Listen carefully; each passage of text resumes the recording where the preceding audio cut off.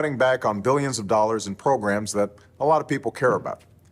But what should be easy is getting rid of the pointless waste and stupid spending that doesn't benefit anybody.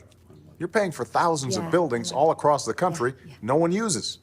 Now, the government hadn't been able to sell this building and others like it because of red tape. We thought that it was entirely appropriate for our governments and our agencies to try to root out waste, large and small, in a systematic way. And in September, Joe convened the cabinet and has really pushed them hard in finding savings across all our agencies. We need to step up our game. We need to go after every dime. We need to make government work for you.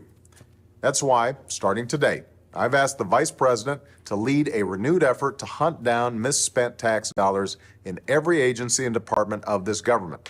We're not just eliminating fraud and waste. We hope to be instilling an entire new culture that not only our administration, but every succeeding administration will in fact pursue. We're going to give you the government you expect and deserve. I certainly wish that my Democrat colleagues felt the same as their former Democrat leaders felt and worked to try to reduce our deficit and reduce the size of our government. Unfortunately, these former Democrat leaders failed at what they were saying they were trying to do. But today's DOGE and DOGE subcommittee is actually delivering on those exact promises, and we are delivering the results. It's too bad that my Democrat colleagues constantly mock DOGE, attack DOGE, criticize DOGE, and criticize the hardworking people in DOGE. They also attack this committee and attack what we're all about. But that's today's Democrat Party. They're for big government, big spending, and doing nothing for the American people. They're America last. This subcommittee has highlighted where DOGE has staunched the flow of waste, fraud, and abuse in federal spending.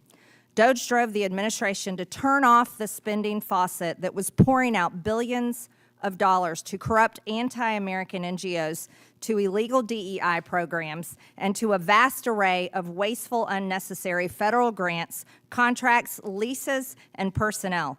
President Trump drove this massive effort by creating DOGE via executive order on Inauguration Day.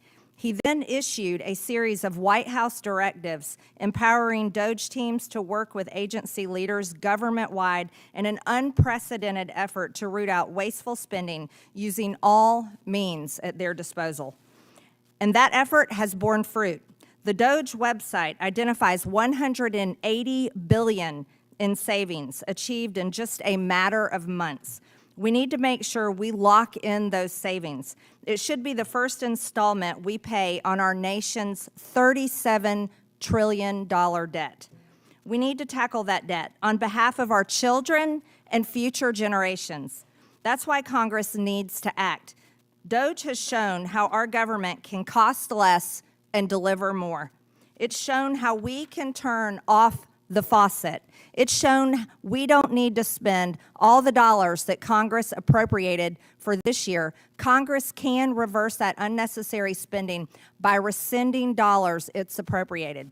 That's why the administration recently sent a $9 billion rescission request to Congress. By the way, you just saw Democrats on that video talking about saving $9 billion. Republicans just delivered on that. It would prevent dollars, our $9 billion rescission would prevent dollars from going to corrupt international organizations, to woke NGOs, to NPR, and to PBS. The House adopted the legislation earlier this month, H.R. 4, the Rescission Act of 2025. But we need to do more, much more. $9 billion is just the tip of the iceberg of the waste that DOGE has identified, and of the spending that the administration has paused or shut off. So Congress needs to work with the administration and DOGE to rescind billions more of dollars it has appropriated for agencies to spend. DOGE is also creating savings that will lower the cost of government for years to come. For instance, the administration is right-sizing the federal bureaucracy by eliminating several 100,000 staff positions. That reduces discretionary spending costs for the next year and every future year by tens of billions of dollars. So we need to adjust those levels of new appropriations to align with the streamlined government DOGE is creating. That's why the president proposed last month, when he submitted to Congress a budget for next year that reduces non-discretionary spending by $163 billion. If we lower the spending baseline in that way, we can save $2 trillion in that portion of the budget over the coming decade. We need to lock in DOGE savings for the taxpayers, and we should also be thinking about locking in the DOGE process that has produced these savings. DOGE has attracted enemies because it's taken on Washington's culture of spending and the money laundering schemes that have been embedded in this institution. We should make that a permanent battle. We should institutionalize the battle against waste, fraud, and abuse in government. I hope that is something with which my Democrat colleagues can at least agree on. DOGE is working with agencies to reduce the rampant fraud that GAO says costs taxpayers as much as $500 billion annually. To enhance fraud detection, agencies are now providing the Treasury Department more information about financial awards, and they are making more use of Treasury's Do Not Pay database to avoid funding fraudsters. DOGE is also lowering the barriers that prevent agencies from sharing data to identify duplicate awardees. What's more, DOGE has pioneered what the president calls radical transparency concerning wasteful spending. The DOGE website and individual federal agency sites continually update for public view the specific grants, contracts, leases, and other payments that they are flagging for termination. This is how you change the culture of spending. And with that, I yield to Ranking Member Stansbury for her opening statement. All right, well, good morning, everyone. Welcome to the DOGE subcommittee. Notwithstanding the abject failure of the DOGE enterprise inside the federal government and the epic breakup of Elon Musk and Donald Trump, here we are again, once again, in this committee. I'm grateful that the chairwoman showed, again, one of my favorite videos, which she showed on the first day of the subcommittee. I'm grateful because it highlights the work that we've been doing for decades to root out waste, fraud, and abuse, including work that I was intimately involved in as a budget examiner in the Office of Management and Budget, in which we actually eliminated waste, fraud, and abuse. But unfortunately, as my friends across the aisle in the GOP and their Heritage Foundation witnesses are still trying to make DOGE happen yet again, the American people are over it. In fact, you don't have to take my word for it. A poll from just 2 weeks ago found that 67% of voters believe DOGE has done a bad job. That was just 2 weeks ago. And in fact, when I told one of my friends that we were having another DOGE subcommittee hearing, they asked, really, is that still happening? Because literally the American people are over it, except for that it's not funny, because DOGE has been used to wage a chaotic, destructive, and ideological war against the American people and the vital programs that they depend on. But I'm going to turn to that in just a moment here. Given everything that's happening in the world right now and with this administration, I don't think we can sit here and pretend like everything is normal, because just 4 days ago, the president launched an unauthorized military attack in Iran without the consent of Congress, putting our troops and our bases in harm's way, as we saw just last night with the retaliatory bombing of one of our largest bases. And Madam Chair, I have actually been extremely grateful and wholeheartedly agree with your outspoken advocacy against this war. But like so many in this administration, so many days and weeks, this follows weeks of chaos here at home.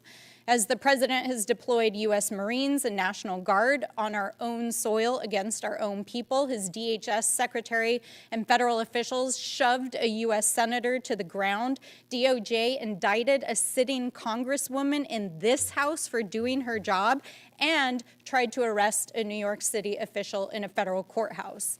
This is not only not normal, it is dangerous, it is anti-American, and it is anti-democratic.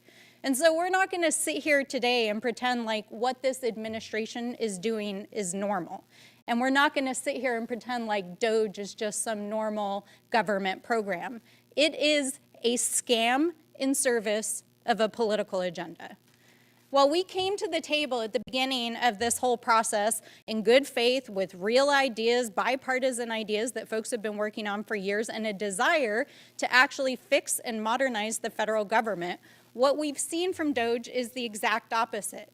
It has so failed in its stated mission of saving money that even the president asked if it was bullshit as Elon Musk was exiting the building. And if they want to talk about fiscal responsibility, while we're sitting here, they're still trying to pass a reconciliation bill across the aisle that would saddle taxpayers with $2.5 trillion in deficit spending. And in the last few weeks, reports have revealed that DOGE may actually have cost the federal government more than it actually saved because of the mass firings, dismantled agencies, stolen data, lawsuits, agencies in chaos, agencies that are not able to do their basic operational duties. This is not efficiency. This is a scam. And that's not even to mention the completely reckless and needless suffering that DOGE has caused. We're talking about millions of children and people across the planet who no longer will have access to food and medicine because of the very $9 billion rescission package that was just discussed. Thousands of veterans and public service servants here at home whose lives have been shattered, and millions of Americans who've been impacted by the gutting of vital programs, including staffing at Social Security. And now they're here today to try to make the case for making it permanent. Are you serious? Really? Are you serious? I can't even believe my ears. So why are they actually trying to make DOGE permanent? Well, I think you have to look no further than the witnesses that they've called over the last several hearings, including today. We've got the Heritage Foundation and other authors and architects of Project 2025. And so we have to be real about what this is actually about. It's not about efficiency. It's about a political agenda, an ideological agenda, about remaking the U.S. government, about remaking our economy and our society in line with a hyper-conservative worldview that is so unpopular that even Donald Trump tried to distance himself from Project 2025 during the campaign. And now he's hired over 70 officials to try to enact it, and now they're trying to use this committee to make the case. Now, they like to try to claim that they're taking on cancel culture and a woke agenda, but let's be clear, DOGE and the folks who want to make it permanent are the actual cancel culture, because they want to cancel anything that they don't like or they don't agree with, including your democratic rights and your freedoms, economic opportunity and education, LGBTQ plus rights, rolling back the clock on civil rights, canceling the history of Black, Chicano, and Indigenous communities, and stripping protections from our families and the healthcare, housing, and food people depend on so that they can give more tax breaks to their friends. But this is all part of a wider agenda that is now seeking to apply political purity tests to government programs and services, including both federal employment and, yes, veteran services. Let me repeat that again. Even veterans benefits. They want to apply political purity tests to your VA benefits. Folks, this is not about efficiency. This is about eroding and privatizing our institutions, gutting programs that keep our people and our country safe. It's about rewriting history and remaking society to take us back decades, if not centuries. In short, it's about making this country less free, less democratic, less prosperous, and frankly, consolidating power under Trump and his allies, who are becoming increasingly dangerous, ideological, and yes, autocratic. So we have to be clear-eyed about what is actually going on, because this administration and its allies, if they are willing to arrest and indict elected officials who are just doing their jobs, including a U.S. senator and a U.S. congresswoman, what will they do if we let them get away with it? We cannot and we will not remain silent. We have to continue to speak up, to speak out, and continue to stand together. I yield back. Without objection, Representative Sue Brahmanyam of Virginia is waived on to the subcommittee for the purpose of questioning the witnesses at today's subcommittee hearing. I am pleased to introduce our witnesses today. Matthew Dickerson is the Director of Budget Policy at the Economic Policy Innovation Center. He is recognized as an expert on fiscal policy issues, including the budget, appropriations, and entitlement reform, and served as a senior policy advisor on the House Budget Committee. David Burton is a senior fellow in economic policy at the Heritage Foundation's Thomas A. Rowe Institute for Economic Policy Studies. He is widely regarded for his deep knowledge in issues such as entrepreneurship, financial privacy, tax matters, and regulatory and administrative law. Dan Lips is a senior fellow at the Foundation for American Innovation. He has more than 20 years of experience in public policy, including with the Senate Government Affairs Committee. His current work is focused on enhancing government efficiency. Emily DeVito is the Senior Advisor for Economic Policy at Groundwork Collaborative. Again, I want to thank you for being here to testify today. Pursuant to Committee Rule 9, the witnesses will please stand and raise their right hand.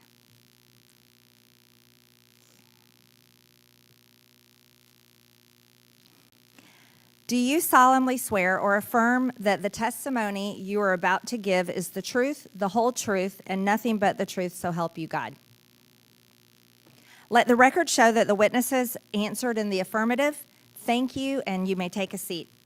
We appreciate you being here today and look forward to your testimony. Let me remind the witnesses that we have read your written statement, and they will appear in full in the hearing record. Please limit your oral statement to 5 minutes. As a reminder, please press the button on the microphone in front of you so that it is on and the members can hear you. When you begin to speak, the light in front of you will turn green. After 4 minutes, the light will turn yellow. When the red light comes on, your 5 minutes have expired, and we would ask that you please wrap it up. I now recognize Mr. Dickerson for his opening statement. Chairwoman Green, Ranking Member Stansberry, and all the members of the committee, thank you so much for inviting me to testify today. The fiscal state of our nation is deteriorating, and unsustainable spending is the problem. Government spending that grows faster than the economy is inherently unsustainable. That's just basic math. Annual spending is now 50% higher than it was in 2019, before the pandemic. The national debt held by the public is now equal to the size of the entire economy. For context, in 1944, the year of D-Day and the Battle of the Bulge, the debt as a percentage of GDP was 86%. After we went into debt to save the world, the federal budget and the debt shrank while the economy grew in the post-World War II decades. But on our current trajectory, the debt is only projected to keep growing. This growing debt risks evaporating the government's fiscal space, which is its capacity to borrow, without undermining debt sustainability or risking a loss of market confidence. This fiscal limit can be considered the government's true debt limit. The fiscal situation was made much worse by 4 years of reckless spending under the Biden administration. The policies of the Biden-Harris administration increased federal spending by $4.7 trillion over just 4 years compared to the projections made by CBO immediately prior. President Biden's executive actions added more than $2 trillion in spending without explicit approval from Congress. The Biden administration spent hundreds of billions of dollars transferring student loan debt to the taxpayers from borrowers. They unilaterally increased food stamp benefits. They gutted Medicaid eligibility verification and many other policies that increased spending. The point of the American system of government, based on hundreds of years of experience under the British Crown, was to restrict the ability of the unilateral expenditure of funds. By asserting the prerogative to spend the taxpayers' money unilaterally without authorization from Congress for this new spending, it can be said that Biden attempted to act as a king. In contrast, President Trump has focused on reducing taxpayer costs and reducing the power of government. This is the whole point of DOGE. Trump's discretionary budget would multiply to about $1.8 trillion of savings over the 10-year budget window. But that is only if Congress implements and continues these common sense savings. And that's why it's so important that you're holding this hearing today, Madam Chairman, so thank you. To paraphrase Madison in Federalist 58, the power to levy taxes and provide spending authority, and the power to withhold funds from the executive, that's the most effective way for the elected representatives of the American people to provide for the vital and appropriate services of the federal government, as well as to prevent abuse by the government using the people's funds. Congress has many tools at its disposal to carry out this vital responsibility. The most straightforward way to control waste, fraud, and abuse is by controlling agency budgets in the annual appropriations process. You can reduce the size of the federal bureaucracy. I estimate that reducing the federal workforce by 10% would allow discretionary appropriations for salaries and other benefits to be reduced by $559 to $608 billion over the next decade. The scope of authorized agency activities should also be properly limited. You can work with the administration, as you're currently doing, to rescind unneeded, unobligated funds. And of course, one of the most important tools at Congress's disposal to achieve budgetary savings is through the reconciliation process. America's current fiscal trajectory is unsustainable, but it's not irreversible. DOGE has demonstrated that meaningful savings are, in fact, achievable. By exercising its constitutional power of the purse, controlling appropriations, implementing workforce reforms, rescissions, and reconciliation, Congress can lock in the DOGE cuts, safeguard taxpayers, and avert a fiscal crisis. Thank you, and I yield back. The gentleman yields. I now recognize Mr. Burton for his opening statement.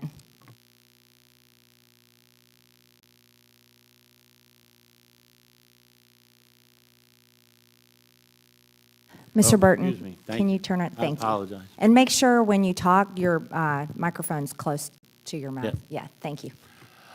President Trump deserves tremendous credit for establishing the Department of Government Efficiency, or DOGE.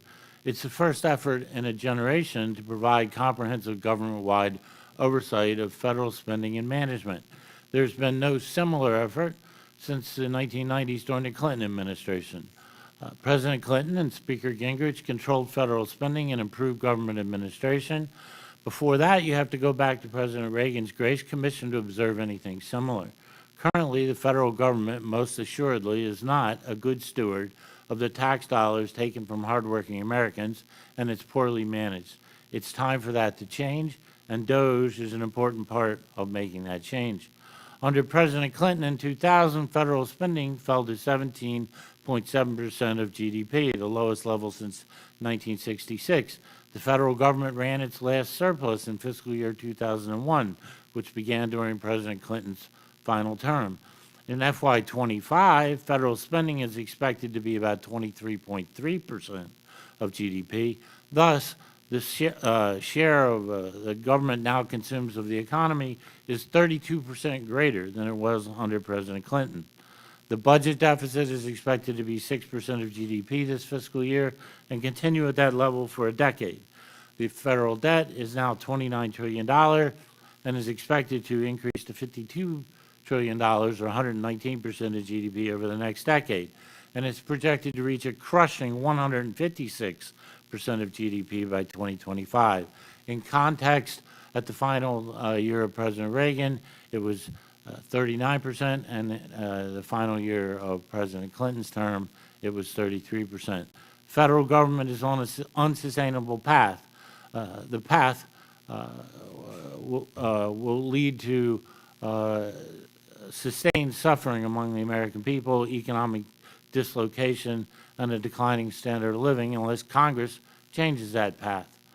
No matter what, it's going to end. It can either end by making Congress make dramatic changes to the current fiscal path, or it can end in fiscal calamity. DOGE represents an effort to return to fiscal sanity and meaningfully alter our fiscal path. But DOGE by itself is not enough, although it's a major step forward towards American renewal. Most of the personnel reductions, grant reductions, and other forms initiated by DOGE will not result in actual savings unless Congress takes action through appropriations bills and the accompanying explanatory statements.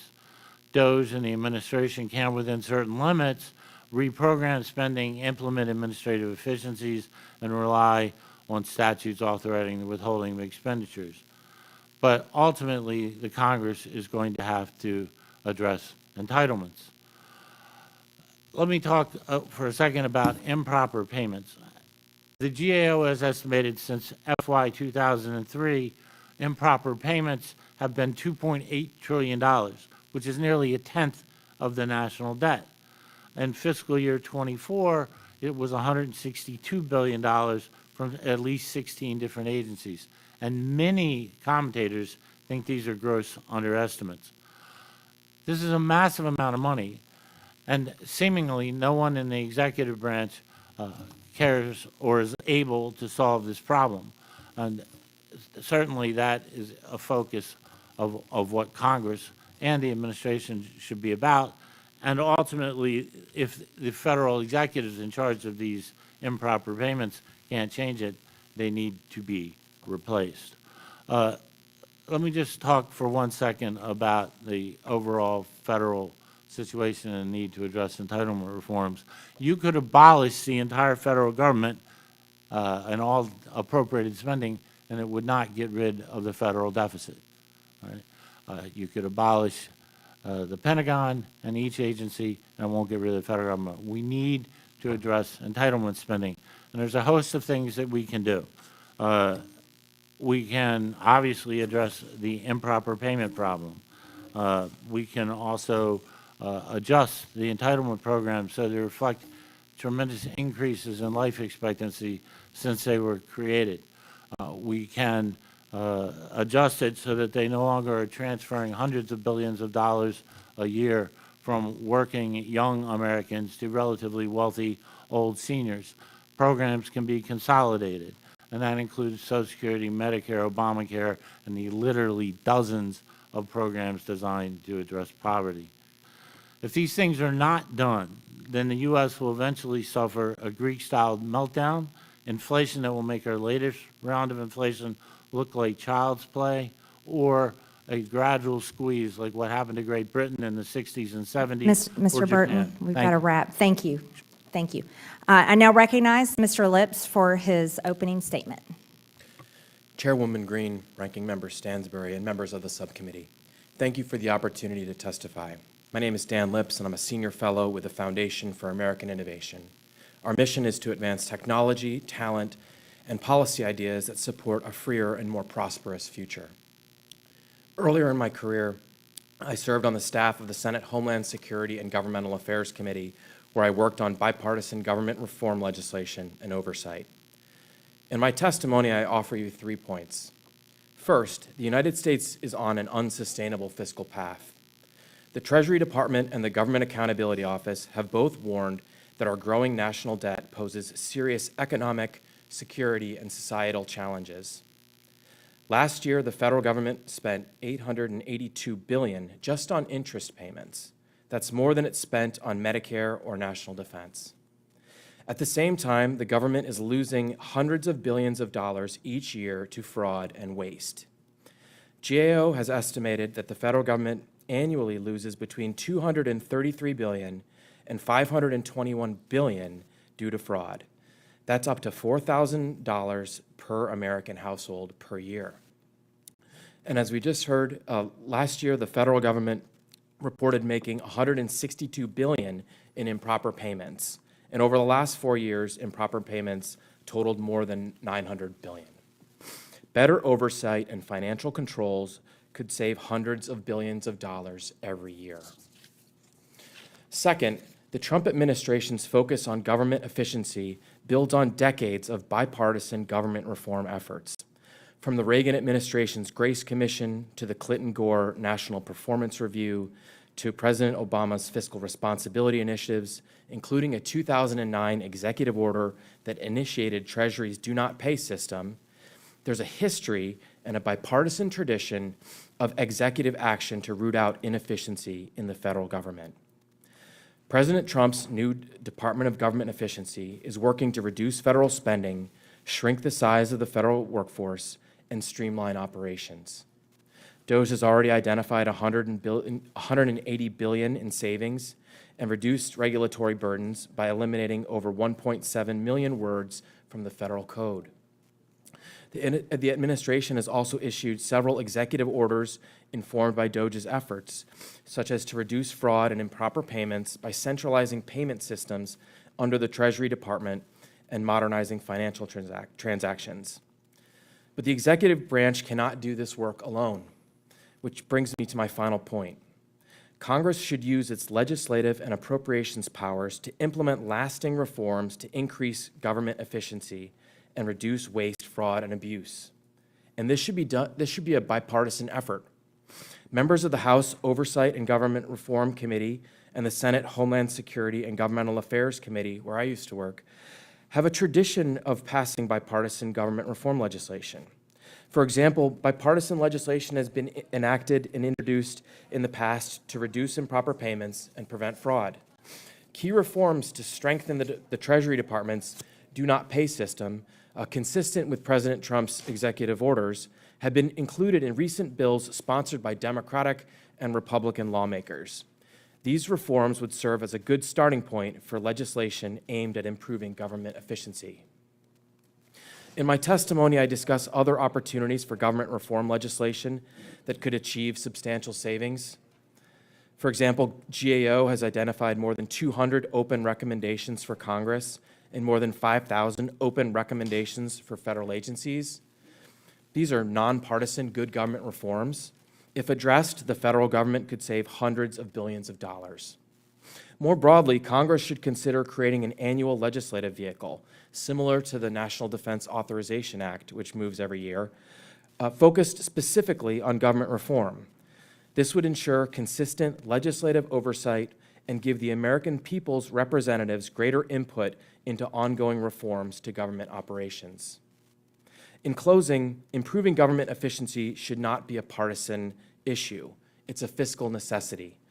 The 119th Congress has a historic opportunity to reduce waste, prevent fraud and misspending, and begin addressing our long-term fiscal challenges. Thank you again for the opportunity to testify. I look forward to your questions. I now recognize Ms. DeVito for her opening statement. Chairwoman Green, Ranking Member Stansbury, and members of the subcommittee, thank you for the opportunity to testify today. My name is Emily DeVito, and I am the Senior Advisor for Economic Policy at Groundwork Collaborative, an economic think tank based in Washington, D.C. I've previously served as a policy advisor at the Treasury Department. Americans deserve a government that works for them, a government that makes their lives easier. By that standard, DOGE has failed. It has led to higher costs and more confusion and complexity. It has undermined consumer protections for families, all while the ambitious savings Elon Musk promised failed to materialize. Americans are not impressed with these results.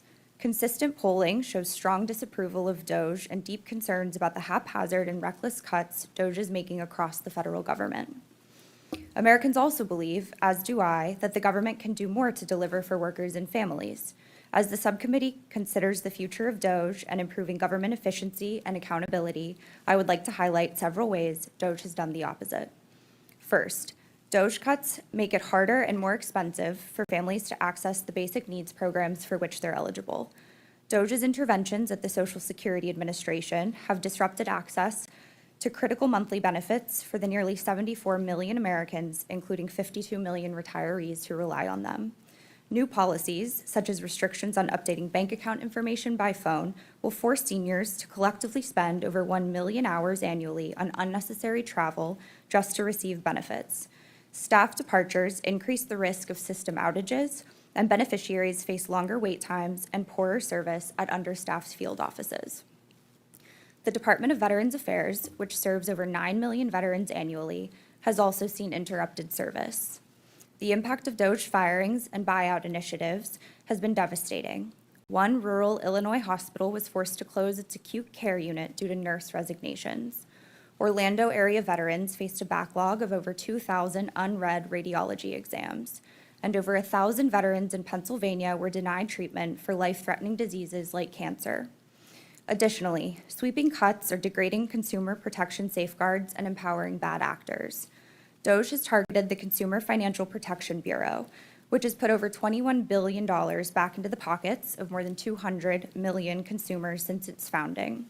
Eliminating this key consumer protection agency will enable exploitative companies and financial firms to profit at the expense of consumers. DOGE has also gutted the IRS enforcement teams that ensure billionaires and corporations pay their fair share. As of early March, the IRS has lost 11% of its total workforce and 31% of the revenue agents who conduct audits. This is projected to reduce U.S. revenue up to $350 billion over 10 years. Further, the federal science enterprise is being stripped of the tools and talent needed to develop and deliver the next generation of life-saving treatments. Recent estimates suggest that DOGE's severe cuts to scientific research funding will reduce GDP and overall federal revenues well into the future by inhibiting innovation. Permanently cutting non-defense research and development funding by 50% could decrease GDP in the long run by at least 7% and federal revenues by more than 8%. Finally, DOGE's funding disruptions to U.S. aid and global health programs have already caused widespread deaths. Estimates suggest that the abrupt termination of public health programs will be responsible for over 360,000 deaths, including 200,000 children. DOGE did not generate the $2 trillion in efficiencies that Elon Musk initially called for, or even the $180 billion figure that it now claims. Credible analysis shows that canceled contracts, service cuts, and layoffs may have saved as little as $12 to $15 billion, while total federal spending actually increased year over year. Now that Musk has made his exit, it's clear that DOGE didn't deliver more efficiency, just poorer service. Congress is at a crossroads. It can learn from DOGE's mistakes, redirect, and get back to the important work of ensuring government works for people and not special interests, or Congress can double down on DOGE, cementing the harms that it has caused to families, communities, and our economy. For me, the choice is clear. I encourage leaders in Congress to put this dark episode behind us and deliver a government that works for working families. Thank you, and I look forward to your questions. I now recognize myself for 5 minutes of questions. The DOGE website details much of the wasteful spending and it hits the brakes on, and it has an incredible list of top hits. Some of the spending is not just embarrassing, but it is funding actually the genital mutilation of our children, forcing the American taxpayers to pay for it. A $620,000 HHS grant for #Transcendent Health, adapting an LGBT plus inclusive teen prevention program for transgender boys. $620,000 from HHS. It's absurd. This is disgusting, and it facilitates a lie. Here's another one. A $2,000 NIH grant for cross-sex steroid therapy and cardiovascular risk in transgender females. This is another absurd grant that was handed out. A $120,000 NIH grant for personalized 3D avatar tool development for measurement of body perception across gender identities. Here's another absurd grant that, again, tells the lie that there's more than two genders. There's only two, male and female. That's it. Something else that the American people should know about, these radical extremist judges that are playing politics from the bench, a judge ruled that this has to be protected. This is a HHS program for gender-affirming care in young people. Again, the only thing that affirms gender is the fact that there's only two sexes, male and female, and the American people should never have to pay for that lie. Ms. DeVito, in your testimony, you talk about so-called failures of DOGE in your opinion, but do you support the federal government funding HHS and NIH studies that promote the genital mutilation of children? Do you support forcing Americans to pay for genital mutilation of children? Yes or no, Ms. DeVito? Thank you for your question. I think we all agree that the government should work for people. No, I asked you, do you support genital mutilation of children and the American people having to pay for it? That's a yes or no question. I think government research is responsible for all sorts of innovations that we So employ you do, today. so for the record, you do support the American people paying for top and bottom surgeries of children. I think Cutting off the breast of young girls, teenage girls, and castrating teenage boys. You support the American people paying for that. I think government research is incredibly important. That's to not our research, overall Ms. innovation. DeVito. That's mutilating kids' bodies before they're old enough to vote, before they're old enough to join the military, before they're old enough to even be adults. That's what you're saying the American people should pay for. Just so you know, Ms. DeVito, and I'm very proud to announce that I have a bill called Protect Children's Innocence Act that will criminalize sex changes on children, and that bill will see a vote on the House floor, and I look forward to my Republican colleagues and hopefully Democrats that come to their senses voting yes for that bill, because it's absolutely repulsive and disgusting, and America voted against that this past election. Sick. Mr. Dickerson, how do we implement cuts and appropriations moving forward to prevent these agencies from ever being able to fund these studies that promote the mutilation of children's bodies ever again? I think what you need to do is ensure those riders are included in the appropriations bills that are passed to clarify to the agencies that even though they have never actually received authorization for these, so they shouldn't have actually done it in the first place, but if they need that funding rider to restrict American taxpayer funds for going to those terribly divisive and harmful things. Yeah, permanently, right? Exactly. Thank you. Other egregious abuses of funds, a $10 million Department of Education grant to the Virginia Commonwealth University for faculty workshops on decolonizing the curriculum, a nearly $700,000 National Science Foundation grant to the University of Tennessee for Black and Latinx parents leading reform and advancing racial justice in elementary mathematics, a project that could provide a model for other communities and schools seeking to advance racial justice in mathematics and education. This is insane, absurd, and it's racist in itself. Math is math. A $500,000 EPA grant, Green Jobs, growing a new generation of environmental justice problem solvers. All of this stuff is far left ideology, and the American people should not be paying for it. It looks like my time's up, so with that, I'll yield to the ranking member, Stansbury, for 5. Thank you, Madam Chairwoman. As we get started here, we would like to show a brief video.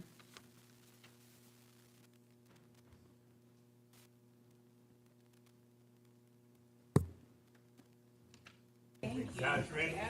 And Bell. Sir, hands up, hands up.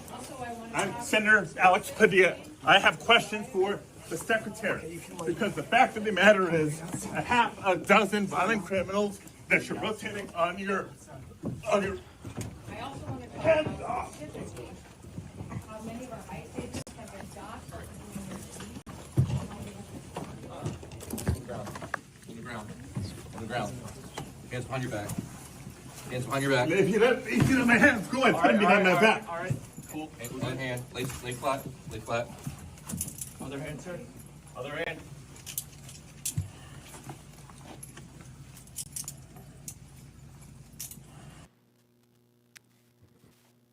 Now, I want to start by describing what we just saw there.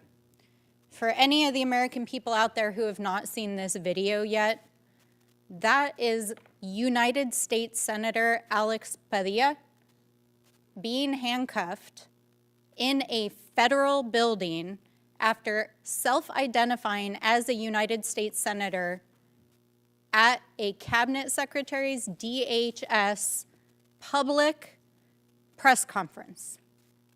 This happened 2 weeks ago.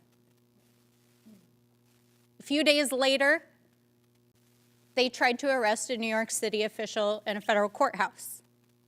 A few days after that, there was a politically motivated assassination of a state legislator in Minnesota. This is not normal. This is the sign of an authoritarian approach to governance that is threatening our democracy and our people. So we can sit here today and debate government efficiency. We can sit here and listen to lies from both our colleagues and from witnesses about what has been done by former and current administrations. But what is happening in this country right now is not normal. What they are trying to do through the budget is not normal. The rescissions package that they're trying to shove down your throats right now with $9 billion in cuts is not normal. It's not the programs that they're describing. They want to dismantle the United Nations. They want to defund NATO. They want to defund programs that keep children fed across the world. They're trying to defund programs that have saved literally hundreds of thousands of lives of people in countries across the planet. And we just heard witnesses here just a few moments ago say that they're not satisfied with what they've already done and the damages that they're already doing. They want to go after entitlement programs. That means your Social Security. That means Medicare. That means they're going to come for your programs, the programs that are life-saving, that sustain people as they age, the life-saving programs that make it possible for people with disabilities to live with dignity in this country. They are coming for those programs. So we're not going to sit here and pretend like what's happening in this hearing is normal at a time when this administration is using DOGE to enact an ideological agenda against the American people while they're out there trying to arrest U.S. senators and members of Congress. Because this is not okay. This is not okay. We all agree the government should be more efficient. We all agree that we should cut waste. We all agree that there should be bipartisan pathways forward to make the government operate in a modern manner. But that's not what this enterprise is all about. This enterprise is about consolidating power and endangering the lives of people that they disagree with, including people who ask questions, doing their jobs in public settings. And if they will do that to a United States senator, what will they do to the rest of us? So we're not going to sit here today and normalize this behavior. We're just not. We're just not going to do that. And with that, I yield back. I strongly support law enforcement for protecting the Secretary of Homeland. I wouldn't recognize Senator Padilla if he walked in this room. I now recognize Mr. Timmons from South Carolina for 5 minutes. Thank you, Madam Chairwoman. We have $37 trillion in debt. We have a $1.8 trillion annual deficit. The fact that this is a partisan issue and the fact that my colleagues across the aisle are not taking this seriously is really frustrating. It's really, really frustrating. We haven't even talked about Social Security, which goes into austerity measures. My constituents and your constituents all over this country will receive 21% less if we do not save Social Security. These are just facts. This is just math. So we have to do our job here. We have to do our job here. And some of the most important work DOGE has done in the last 6 months is just simply on increasing transparency. Their website shows the public how taxpayer funds are actually being distributed and justified on a daily basis. The DOGE initiative has shown that enhanced payment tracking and upfront verification can eliminate billions in waste. And we must make these practices standard, not exceptional. Tens of billions of dollars are lost each year to improper payments across Medicaid, unemployment insurance, SNAP, housing assistance, and more. Most people do not realize that there are 17 means-tested social safety nets that total more than $1.5 trillion in annual government spending. And a good portion of these are improper payments. And it is simply due to lax or outdated income verification processes. So all these different social safety nets that we appropriately provide to Americans, they require that you have an income threshold that you do not meet. And we tell the states that they have leeway in how to do that. But it's a patchwork framework, and it's all antiquated. Certain states require pay stubs, W-2s, other income documents to the IRS. It's just simply not enough. This is 2025. Technology can solve this problem. We should be leveraging all income sources in real time and continuously to verify eligibility for federal benefit programs. No more pay and chase, no more hoping the paperwork matches up months later, and no more guesswork. Shockingly, in the big, beautiful bill, the House proposal to simply require states to confirm eligibility twice a year instead of only once resulted in $11 billion in savings. What if we confirmed income eligibility in real time? That's why I introduced H.R. 1755, the Timely and Accurate Benefits Act, or TABS Act, to require states to adopt enhanced income verification across their federal benefits programs to get people the benefits they deserve faster, and to stop payments to those who no longer qualify immediately. Now let's zoom out. Income verification is one example of a broader problem. Federal agencies are swimming in waste, fraud, abuse, and redundancy, and thanks to DOGE, we now have a public-facing receipt book of over $180 billion in identified savings. From unnecessary grants to absurd leases to federal offices with no measurable output, DOGE is shining a light on the insane bloat of our frivolous spending. And again, this is critical work that must be done. We have $37 trillion in debt and run a $1.8 trillion annual deficit. Our social safety nets will fail if we do not make appropriate changes to save them. Mr. Lips, DOGE is attempting to overcome barriers to data sharing among and within agencies to enhance fraud detection. Isn't the inability to cross-check databases a problem historically in identifying fraudsters? Absolutely, and thank you for the question, Congressman.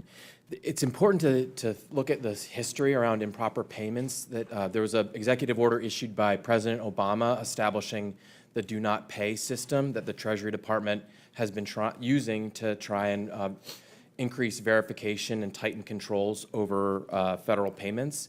But that was more than 15 years ago, and we've seen hundreds of billions of dollars of improper payments reported annually over those past 15 years. It's important to know that the Treasury Department has been asking for help, asking for the ability to share information. A long time ago, the Social Security Administration couldn't share information about deceased Americans with the Treasury Department. That stopped for a few years. They can now do that. But there's a lot more that can be done to share information between agencies to stop fraud and prevent improper payments. There have been bills introduced both in the Senate and the House to do that, bills by Republican members and Democratic members. I'm running out of time. Let me finish.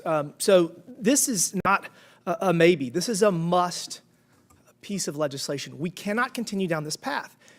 My bill came from a Missouri pilot program that resulted in 17% savings. 17% of just Medicaid is $140 billion annually. 17% across all social safety nets that are means tested is $250 billion. We are running out of time. We got to pass these pieces of legislation. We got to use technology to make sure that we're being efficient with our tax dollars. With that, Madam Chair, I yield back.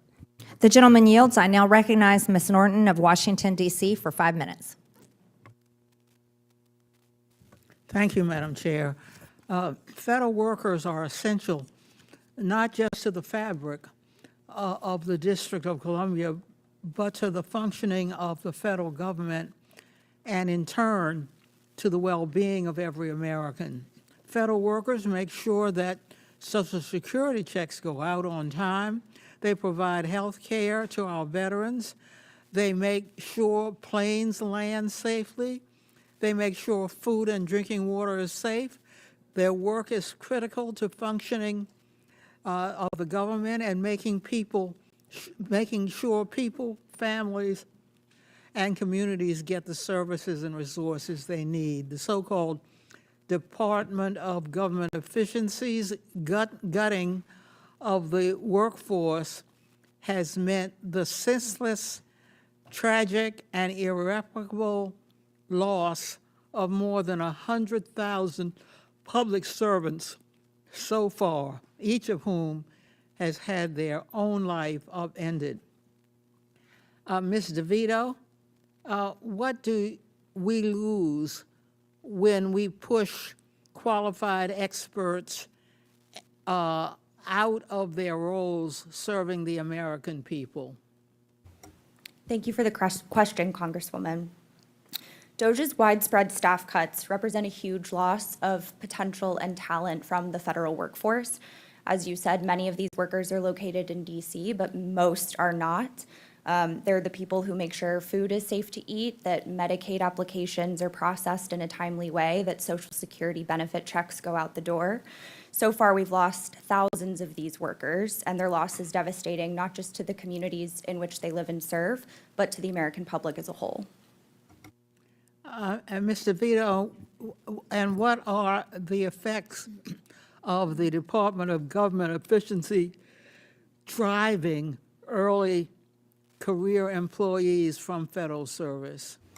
Young and probationary employees are people who, by definition, are just tending to start out in their careers in public service. Some of them might have had decades ahead of them dedicated to making sure that the government works for people. And DOGE firing probationary employees guts a generation of that talent from the workforce. President Trump is also working to steadily politicize the federal workforce by attacking civil service protections, replacing nonpartisan federal employees with partisan loyalists, by reclassifying federal positions as political jobs, and introducing loyalty tests to the federal hiring process. Mr. Vito, how does the gutting and politicization of the federal workforce hurt everyday people, reduce access to the services and protections they are entitled to, and generally harm committees? For the government to work for people, it needs people, workers, behind the scenes making sure that all of the vital functions of the federal government are happening in a timely manner that best serves the population.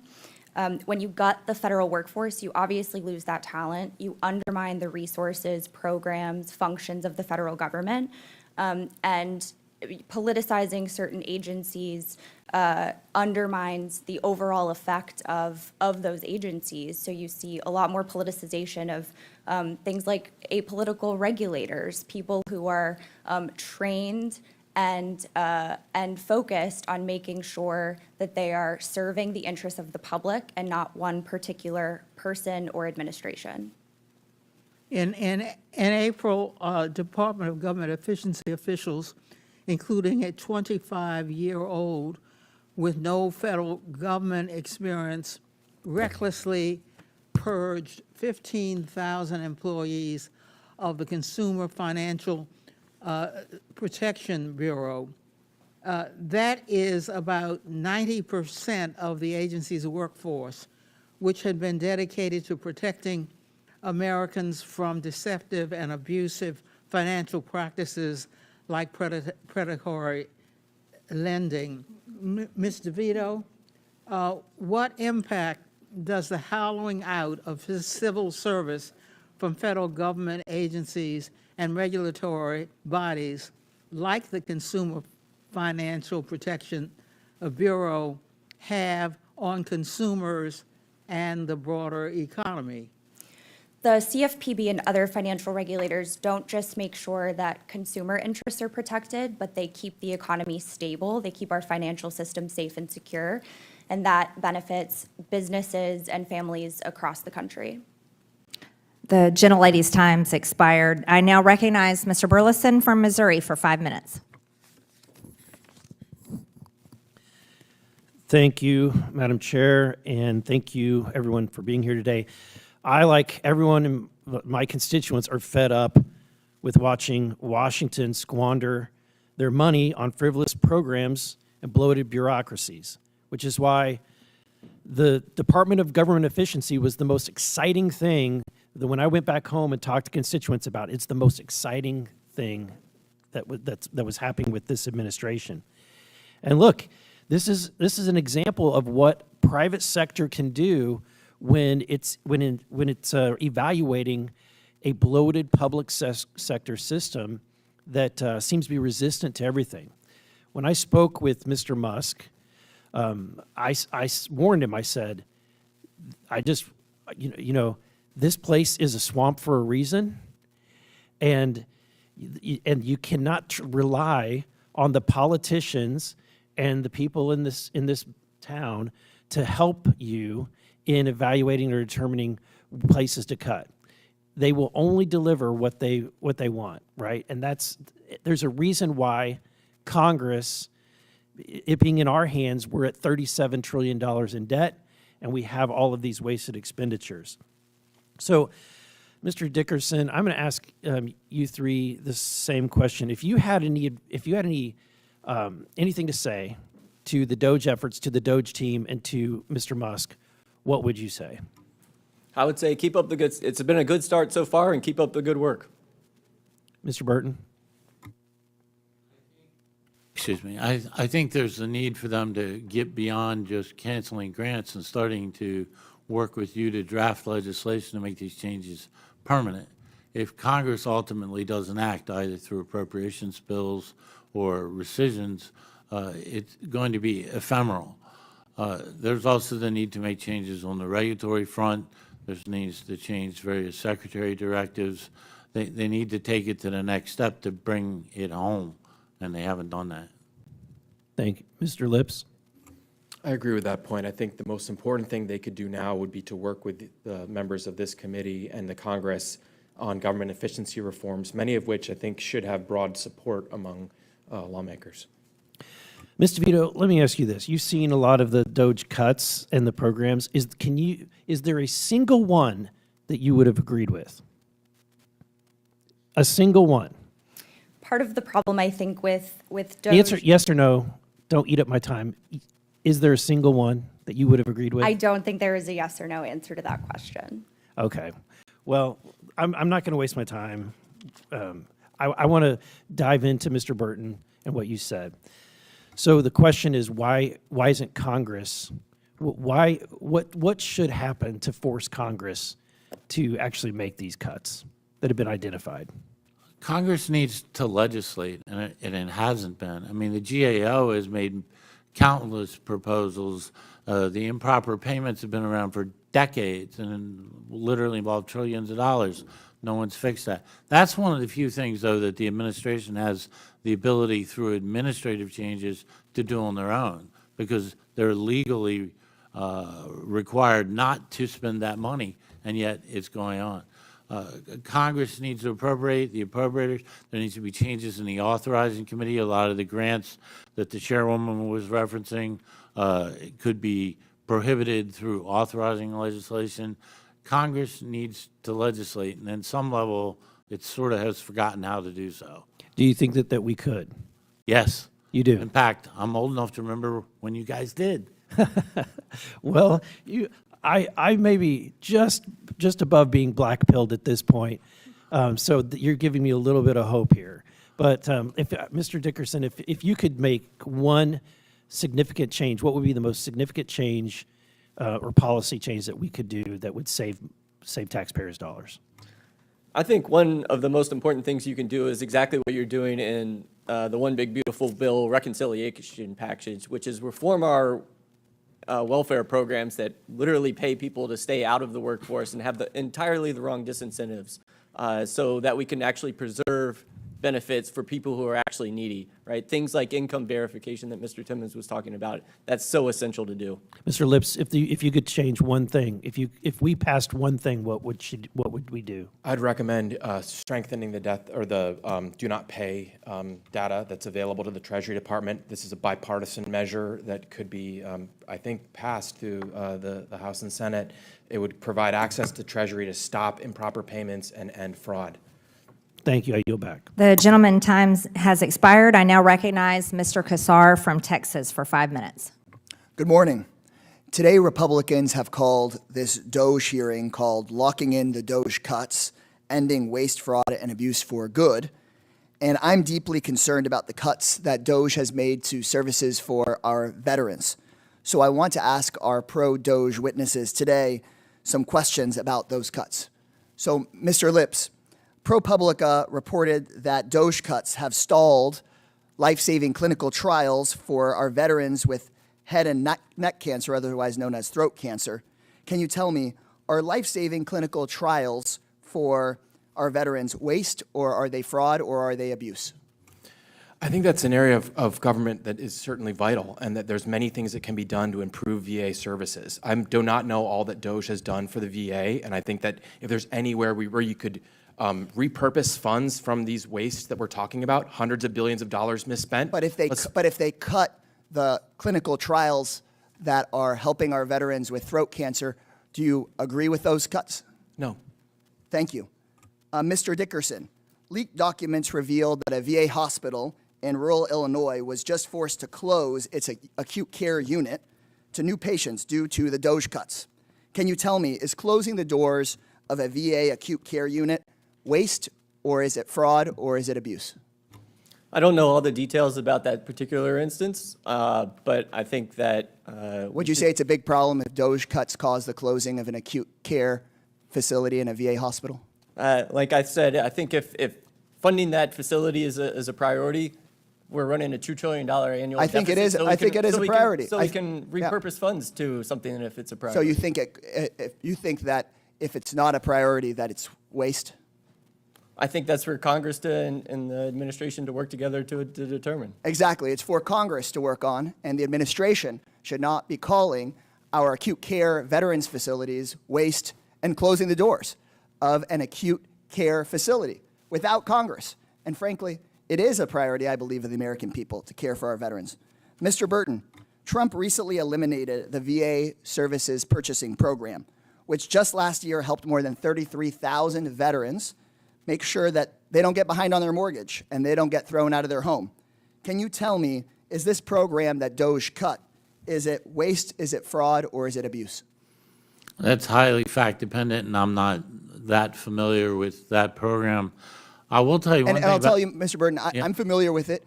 It helped 33,000 of our veterans not lose their homes, and in my view, our veterans are not waste, fraud, or abuse, nor are they a piggy bank for billionaires' tax cuts like Elon Musk. I doubt anyone. This is thinks my that. time, Mr. Burton. Yep. Fine.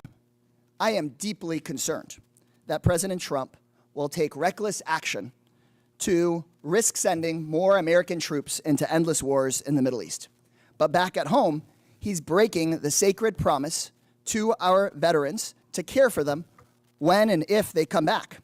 Donald Trump has already tried to fire thousands of people at the VA, and recent reporting shows that there are plans to try to fire 80,000 people at the VA.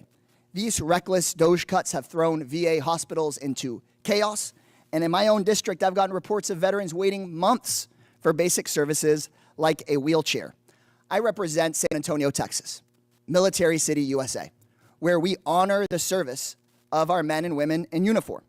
And if we want to honor our veterans, we honor it with more than just words. We take actions to care for them when they come home. We don't needlessly send people into harm's way, and we don't cut their services for when they come home. This hearing should not be holding hearings. The committee should not be holding hearings on locking in DOGE cuts. We should be holding hearings about restoring services for our veterans. And while DOGE is screwing over our veterans, the administration is also stealing from seniors. We just learned about a huge new scandal that every senior in America needs to hear about.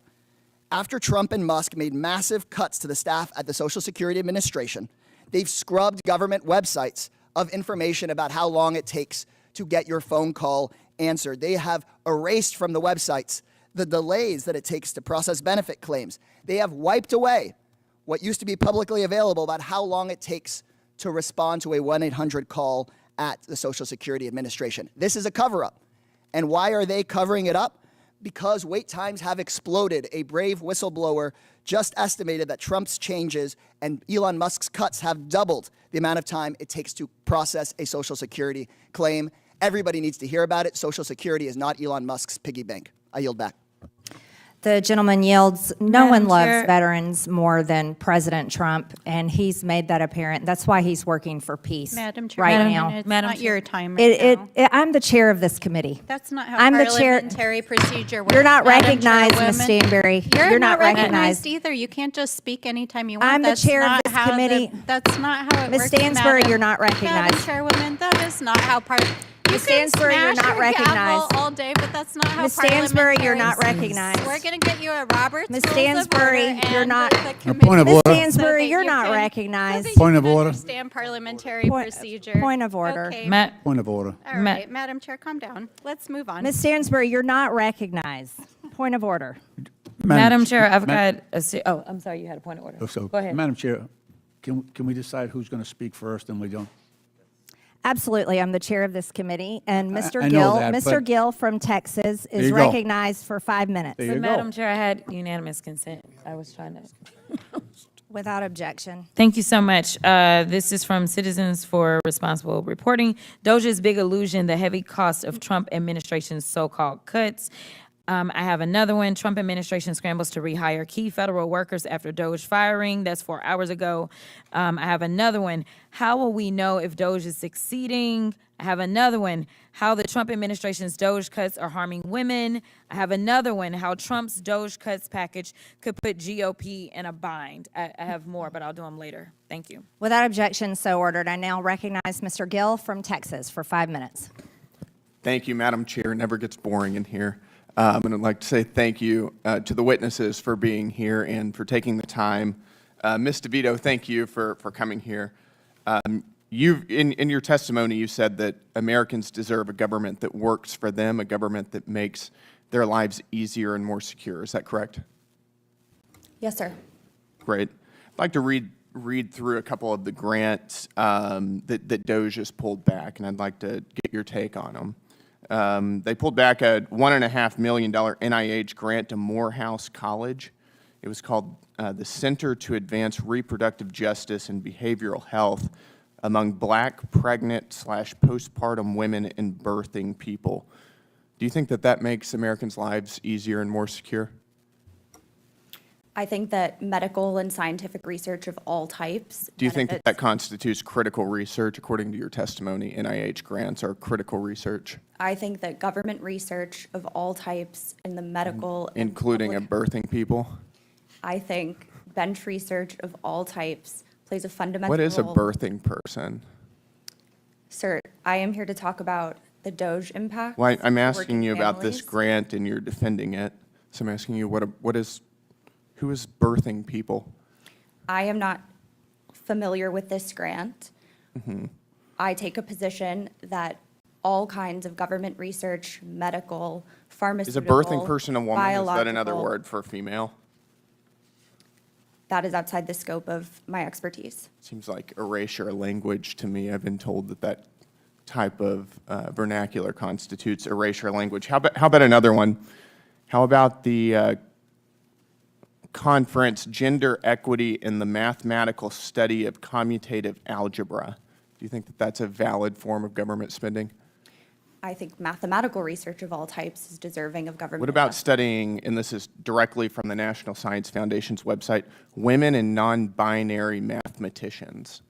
Again, I think all kinds of government investment should be dedicated toward mathematical. All kinds of government investment. scientific- You don't have any kind of limit on what we're spending our money on? Just everything? Is that your testimony? I am talking about DOGE. You brought up. a So am grant. I. This is a grant that DOGE cut.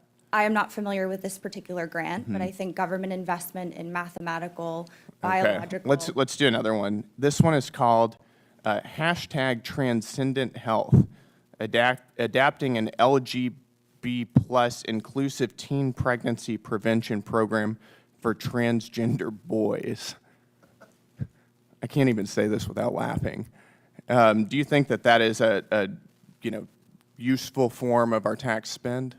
I am not familiar with that grant, but I think bench research, government investment in scientific and Teen pharmaceutical pregnancy research. for transgender boys. Do you think that that is a useful spend of our tax dollars? I think government investment in all kinds of scientific research is of the utmost importance. Including pregnancy prevention for transgender boys. Okay. Let me ask you, we can come back to this later maybe. Do you support abolishing the filibuster still? I am here to talk about DOGE respectfully. Right. and We could abolish the filibuster and get a lot of DOGE cuts through. And you've written at length on your Twitter about abolishing the filibuster. I'm just curious if you think that we should do that still. I did a lot of previous work on different topics because I am an economic policy expert, and respectfully, I'm here to talk about DOGE cuts. Okay, but we could abolish the filibuster and get DOGE cuts. This is totally germane here. Do you think we should? I am here to talk about DOGE cuts, not strategies for achieving more of them, but the harms that they have produced for working families. That's a convenient change of opinion. I noticed that most of your comments about the filibuster were during the Biden administration. But we can move on. Let's go back to some more of these grants. Do you think that we should be spending money on, quote, the racialized basis of trait judgments from faces? I am not at all familiar with that grant. It's a $500,000 NSF grant. Okay, I am not familiar with the subject matter or the But particular you're grant. defending these. I am saying that I think the government You're pretty has- adamant against DOGE cuts, and I'm asking you if you support the cuts I think that there is DOGE has found. economic and medical, public health, communal benefit to What the about government cross-sex investing steroid therapy and cardiovascular risk in the transgender female? Again, I think government investment in scientific research is Great. important. Thank you for your testimony. I appreciate it. The gentleman's time has expired. I now recognize Ms. Crockett from Texas for 5 minutes. Yes, Madam Chair. I'd actually like to subpoena the former head of DOGE. If we could subpoena Elon Musk. Can we take a vote on that?